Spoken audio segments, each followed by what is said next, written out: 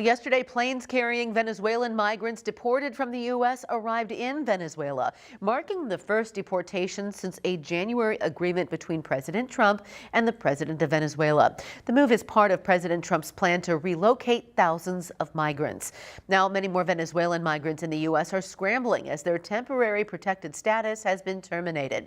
That status allows migrants from dangerous countries to stay in the U.S. But now many people have to find an alternative before the program ends in September. Reporter Jackson Valenti spoke to an Iowa City PhD student from Venezuela who fears she may be forced to leave the country. This is me when I was a kid. Oriette D'Angelo's house is filled with reminders of her family and their history. My grandmother gave me this, she gave me these pictures for me to remember where I come from.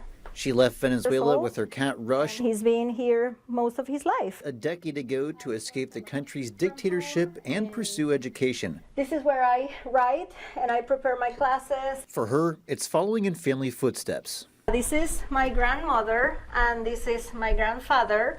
They both were immigrants. My grandmother, she migrated from Cuba to Venezuela. D'Angelo's a PhD student at the University of Iowa. She teaches Spanish, and she's published a book in part about her experiences in Venezuela. I never hesitate to say that we are very traumatized. I grew up with the current government.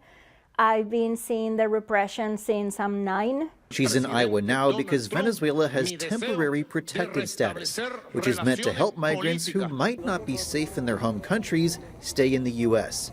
Venezuela's protected status will be gone in September, which could force D'Angelo to go back to Venezuela. We need an answer very soon. With only a year left on her PhD, she fears everything she's worked for will be lost. I'm hoping for a better outcome. In some cases, it's not even about the money, but about the safety, and they're taking that away from us. D'Angelo's book and PhD are about political trauma, and her work means going back to Venezuela is more than just losing her education. It puts her safety at risk. I've been very vocal.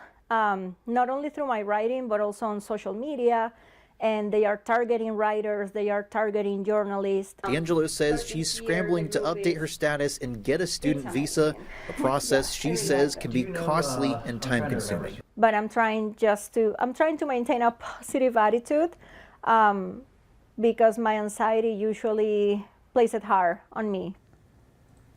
That was Jackson Valenti reporting there. Right now, D'Angelo has a GoFundMe to help pay for an immigration attorney and costs to get a new visa status.